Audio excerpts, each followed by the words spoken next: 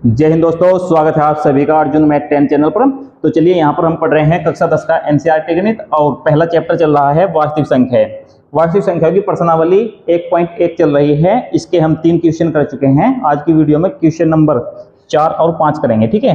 तो चलिए देखते हैं क्वेश्चन नंबर 4। क्वेश्चन नंबर 4 है एचसीएफ 306 और 657, ठीक है। यहाँ पर देखिए दो संख्या दी है और इनका एचसीएफ दिया है 9, ठीक है। इसमें एलसीएम पूछा गया है, ठीक है। दोनों संख्याओं का एलसीएम ज्ञात करना है, ठीक है। जब इस प्रकार का क्वेश्चन आए, दो संख्या दे रखी हो और उसका एचसीएफ दिया हो या एलसीएम दिया हो, ठीक है, इसके लिए फार्मूला होता है, ठीक है। यदि एलसीएम देगा तो एचसीएफ पूछेगा, यदि वो एचसीएफ देगा तो एलसीएम पूछेगा।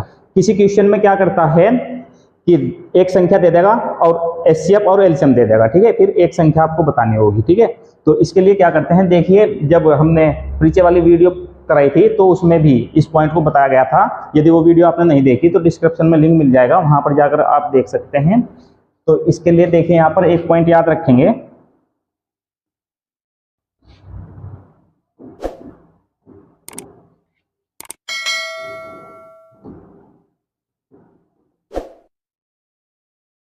दो संख्याओं का गुणनफल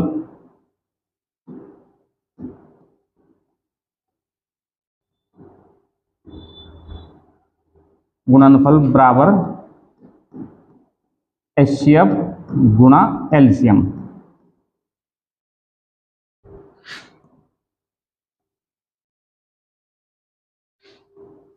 इस पॉइंट को आप याद रखेंगे, ठीक है। दो संख्याओं का गुणनफल होता है उसके एचसीएफ गुणा एलसीएम के, ठीक है। एचसीएफ गुणा एलसीएम के, ठीक है। तो यहां पर देखिए पहली संख्या आप ए मान सकते हैं, ए। दूसरी संख्या गुणा बी बराबर एचसीएफ गुणा एलसीएम, इस प्रकार से, ठीक है। इस फार्मूले को याद रखेंगे। इस प्रकार के क्वेश्चनों में ये फार्मूला काम करेगा। तो चलिए देखें, यहाँ पर पहली संख्या दी है 306 गुणा बी, दूसरी संख्या 657 बराबर एचसीएफ दिया है 9 और एलसीएम निकालना है, ठीक है। तो देखिए अब यहाँ पर एलसीएम के साथ 9 गुणा में है, इसको जब इधर लाएंगे तो ये भाग में आ जाएगा, ठीक है। तो यहाँ पर देखिए इस वाले को इधर लिखेंगे क्योंकि हमें एलसीएम निकालना है। एलसीएम इधर ले लीजिए आप बाईं साइड, एलसीएम, ठीक है। इधर 306 गुणा 557, 657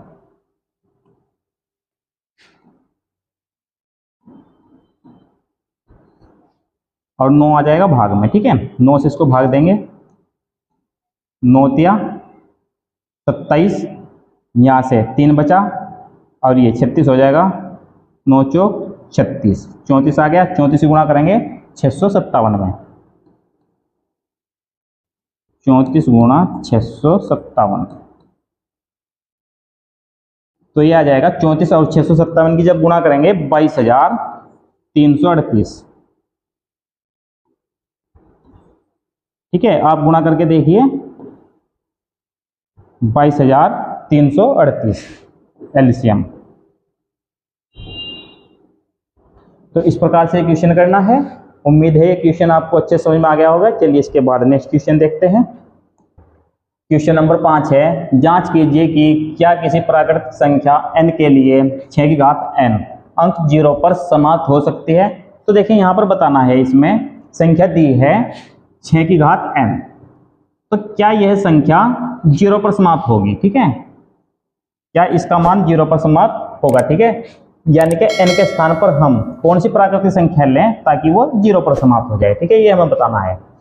तो n यहाँ पर देखिए n दिया है प्राकृतिक संख्या, कोई भी प्राकृतिक संख्या ले सकते हैं, जैसे 1 2 3 4 आगे इसी प्रकार से, ठीक है। तो देखिए यहाँ पर इसको समझना है, जो संख्या 0 पर समाप्त होती है उसके अभाज्य गुणनखंड 2 गुना 5 के रूप के होते हैं, वो संख्या 0 पर समाप्त होती है, ठीक है।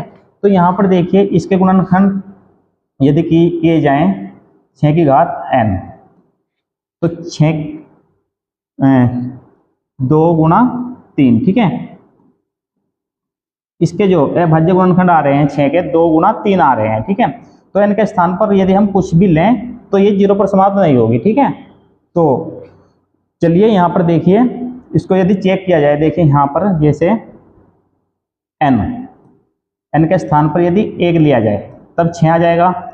यदि n के स्थान पर 2 लिया जाए 6 गुना 6 36 आएगा। और यदि n के स्थान पर 3 लिया जाए तब आ जाएगा 6 गुना 6 गुना 6 216, ठीक है। तो देखिए कभी भी ये संख्या 0 पर समाप्त नहीं हो रही है, ठीक है। n कोई भी मान ले लीजिए n का, ठीक है, प्राकृतिक संख्या में से, तो ये है 0 पर समाप्त नहीं हो रही है, ठीक है।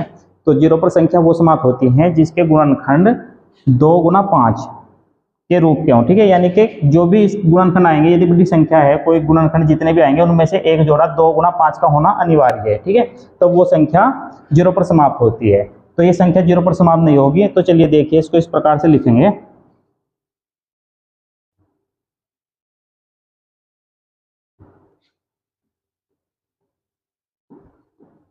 जो संख्या 0 पर समाप्त होती है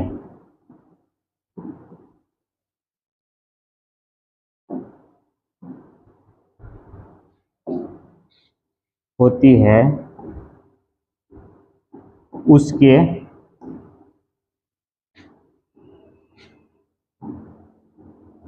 अभाज्य गुणनखंड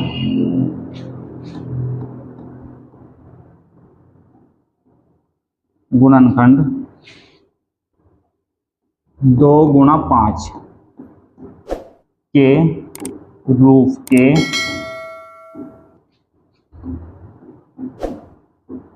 होते हैं, ठीक है। तो देखिए इसके जो अभाज्य गुणनखंड है वो 2 गुना 5 के रूप के नहीं है, तो ये 0 पर समाप्त नहीं होगी, ठीक है। तो अतः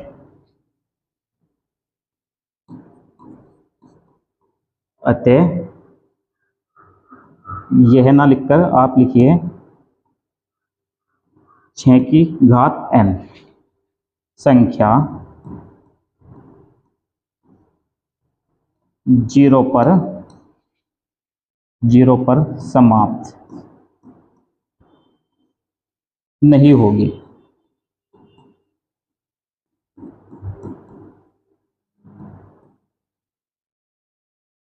तो ये इसका आंसर आ जाएगा, ठीक है। इस प्रकार से आपको लिखना है।